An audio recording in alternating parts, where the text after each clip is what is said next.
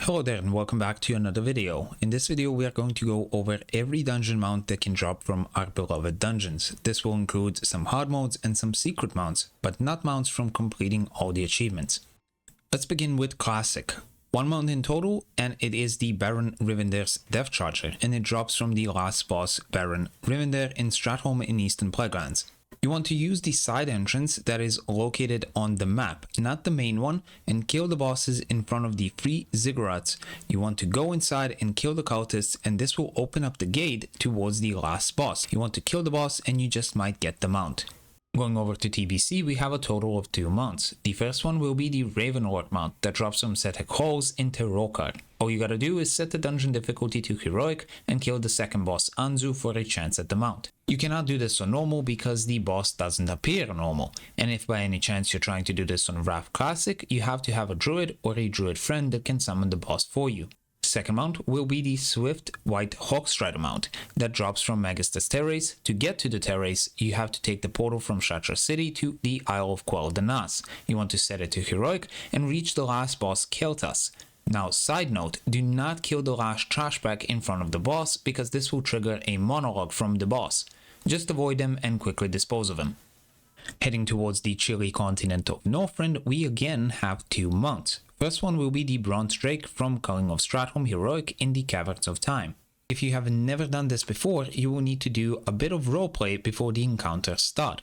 If you have, just talk to Cromie and she will transport you directly into combat. She would ask you to save one of her Bronze Dragonflight colleagues from impending doom.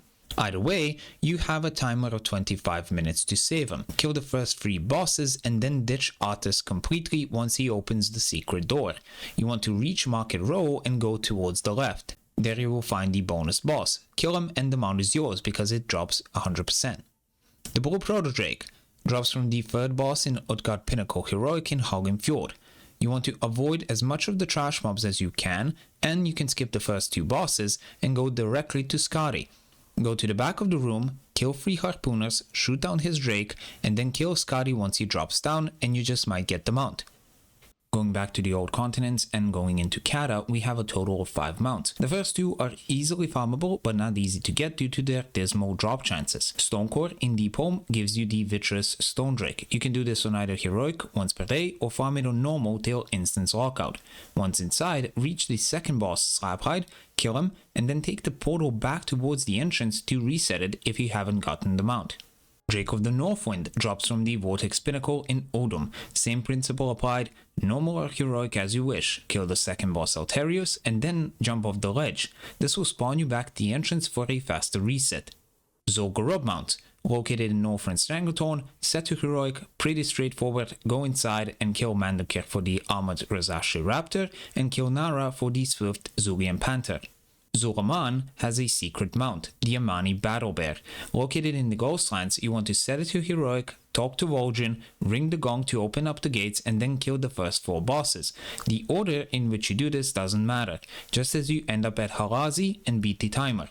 Kill the boss, and talk to the troll inside the cage. She will destroy 3 vases, and in the 3rd vase you will get the mount, if you have done this in the timer provided. Now, we shall be skipping Mists of Pandaria and Warlords of Draenor, simply because they do not provide any mounts from dungeons. Legion, on the other hand, has 2 mounts that come from the same dungeon. Return to Karazhan provides both. Karazhan is located in Dandwin Pass. All you gotta do is set it to Mythic difficulty, go inside, and you will receive a timer. Finish off the Opera Hall, which is the first boss, and go to the Spectator area, and there you will find the first crystal. You will get a buff that lasts about 10 minutes, and you need to collect 4 more crystals in that time. The second one will be in a small room before the second boss. Backtrack and jump off the ledge towards Morose. You can either kill him or not, the 3rd crystal is right behind him. Go down to the stables to kill Atumen the Huntsman for the Midnight Mount. Get out and reach the spider area. There you will find the 4th crystal and a portal that will spawn you back at the entrance. Now for the 5th and final crystal, we need to reach and kill the first boss in the Upper Karazhan area called the Curator. It will spawn at his feet once he dies. You will now receive a new buff with Medivh's face on it. You want to backtrack to the entrance again and go through the small door towards the balcony. There you will find the Shade of Medivh. You want to talk to it, and after a lengthy dialogue, Nightbane will spawn. You want to kill it, and you just might get this mount very easily because it has a 25% drop chance. BFA is a host to 5 mounts in total, 3 of which come from their respective last bosses on Mythic. Mummified Raptor comes from King's Rest in the open area of Atal'Dazar in Zu'Gurub. Same thing applies for the Crawg mount in the Underrot. The entrance can fool you, it is way down below in Nazmir. Once inside, reach the last boss and kill him by killing the adds that spawn once the boss fills the bar. Freehold gives you Sharkbait. Located in Terragat Sound, reach the last boss by skipping absolutely everything. Mechagon has 2 mounts and it has a hard mode. To get there, just fly over from Stormsong Valley. To activate the hard mode, kill the first 3 bosses while the aerial unit is above that specific boss. This will spawn this robot MK2 in front of the 4th boss, instead of the MK1 unit if you have done it correctly. This boss has a chance to drop you the Mechagon Peacekeeper mount. Now this is the hard part of the dungeon. To kill this boss, I suggest you get a paladin or something with really high mobility, such as a demon hunter. When you kill the robot, the unit will pick one of the 2 pillars, hopefully the north one. Avoid absolutely everything and reach the pillar and start hacking it. You have 1 minute to deplete the bar or you will get one shot and you have to start over again. Once you're done, head further down into Mechagon. Only the 2nd boss Cujo has a hard mode, and that is to throw his poop into the furnace. Kill him and continue till you reach King Mechagon. If you have done all the steps prior correctly, you will find a big red button that you need to press. Kill King Mechagon and the aerial unit is yours. The Afterlife of Shadowlands contains 4 mounts in total that we can collect. First and most obvious one is Marrowfang from the Necrotic Quake on Mythic and Bastion.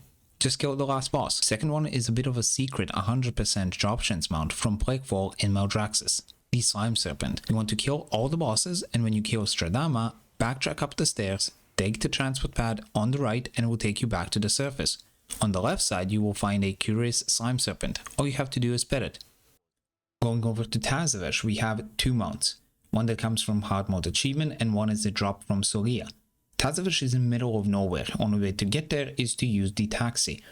Set the difficulty first to heroic, kill the first boss and go to this spot on the map and buy fraudulent credentials. Finish off the Oasis roleplay and speak to this NPC inside while the neck is equipped. Now we have the passively forged credentials. Go back outside, set the difficulty to mythic, use the neck to turn yourself into a broker and talk to the NPC right at the start. This will activate hard mode, but all the bosses are still very easy to do. Except Solia. Solia is the last boss. Her first phase is rather easy, but the second phase, this will take you about 10 minutes or more alone because the boss doesn't do a mechanic to drop the shields that give her 99% damage reduction. So either bring a friend or spend that time killing the boss and questioning yourself, is this even worth it? You will get 1 mount from the achievement for the hard mode and 1 is a possible drop from the boss. They both look the same, only recolors of one another. Lastly, we have Dragonflight. Doesn't have any dungeon mounts except for the Quantum Corsair from Dawn of the Infinite. Find a group for Mythic 0 or Mythic Plus, since on Heroic it is very rare for this to drop, if it even does. Reach the last boss, kill him and you might get the item. Yes, the item, since this in fact isn't even a mount. The way it works, it will replicate a mount from the past that you don't have. Upon using the item, it will turn itself into any of the mounts from dungeons we have gone over in this video, not including the hard mode ones. And that's all the mounts from the dungeons we have so far. Don't forget to subscribe for more amazing guides on World of Warcraft. Bye bye.